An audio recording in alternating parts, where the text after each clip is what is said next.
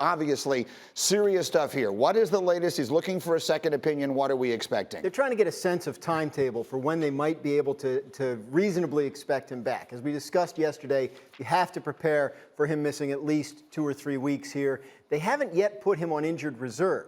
This year, if you go on injured reserve, you have to miss at least 3 games. So depending on what comes back, they'll make a decision about what to do about that. If they know he's going to miss 3 or more games, they'll put him on injured reserve, give themselves the roster flexibility. If they think there's a chance he comes back sooner than that, then you might not see them make that move. So we'll know more when these tests come back. Our Ed Werder reporting on this obviously has had a lot of detail. We'll continue to follow him. But, yeah, he's waiting to see what he can expect in terms of a healing timetable, which really varies from patient to patient with injuries. But to be clear, I mean, the notion that he wouldn't miss 3 weeks with this would be very optimistic, right? Very optimistic. It's unlikely that it would be that soon. And it's important, I think, for people who are listening to understand that. Unlikely it would be that soon. But again, they don't know. They're trying to get a better sense of it, and these second opinions that come back should help with that. So that leaves Jameis Winston and Taysom Hill, and we'll see exactly how they decide to do it. Let me bring the guys in here and figure out what we can expect. Again, Neek and RC and David Pollack. And RC, I will just start with you because this is a team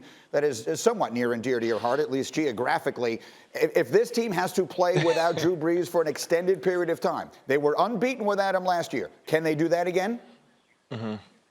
I think they can. I think they can be really good, but also think that they can be really different. I mean, take it back to about 1997 in the Minnesota Vikings when Brad Johnson went out and Randall Cunningham became the starting quarterback. It changed the entire dynamic of that offense. They were explosive. They pushed the ball down the field. They got a little bit more exciting, and he didn't have some of these skilled players like the Alvin Kamara in the backfield. Obviously, he had the weapons on the outside. I'm expecting Jameis Winston to have to learn a little bit of the old with the new. If you're Sean Payton, you want a little bit of the old Jameis Winston. You want a guy that can push it down the seam to Jared Cook, get it outside to Emmanuel Sanders and to Michael Thomas. But you also want him to understand if you don't have that right away, if you don't have the matchup, you have guys like Alvin Kamara that you can check the ball down to.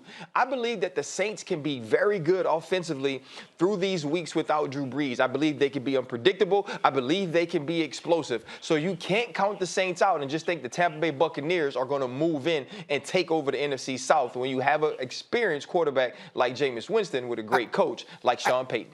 I get it. I want to make sure that I'm understanding what you're saying. In that circumstance, that was Brad Johnson, and Randall Cunningham basically took over the job. This is Drew Brees we're talking about. So I want to make sure that I'm not hearing you say that if Jameis Winston plays really well, that might wind up being his team going into the playoffs, even if Brees is healthy. That would be completely out of the question, right?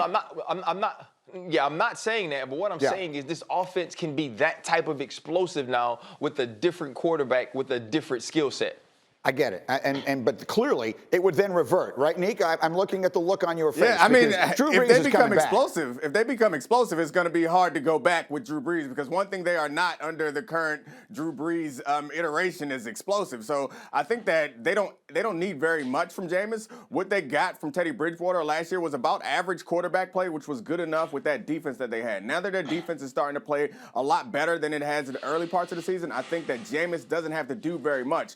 But under Sean Payton, I think maybe Jameis can achieve some higher level of learning and will allow him to execute in a way that we're not used to because we know he had 3 coordinators and 3 coaches down in Tampa Bay in that situation, and it didn't work out for him despite the fact that he was really great in moments and really bad. Figure out how to eliminate the bad is going to be the hard part, and that's the task for Sean Payton because he's not like Teddy Bridgewater. Teddy Bridgewater is a lot more careful with the ball than Jameis. Frankly, just about everybody is a lot more careful with the ball than Jameis.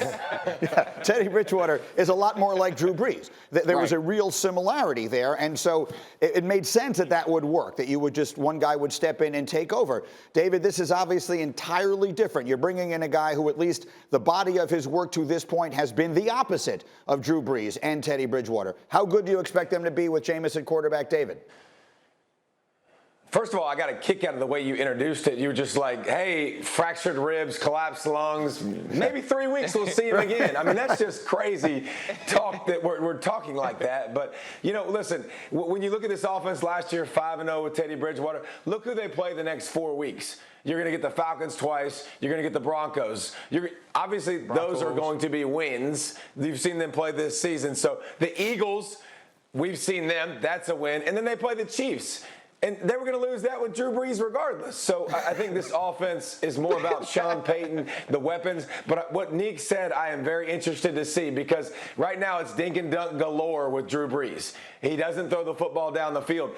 Jameis maybe stretches it. Maybe Sean Payton has a little bit more fun and does some different things. And you got to wait for that that turnover bug with Jameis Winston, because it comes. It's kind of just a matter of when.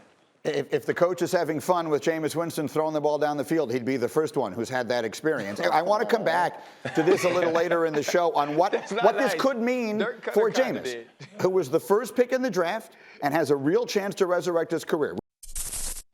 Thank you for watching ESPN on YouTube. For live streaming sports and premium content, subscribe to ESPN+.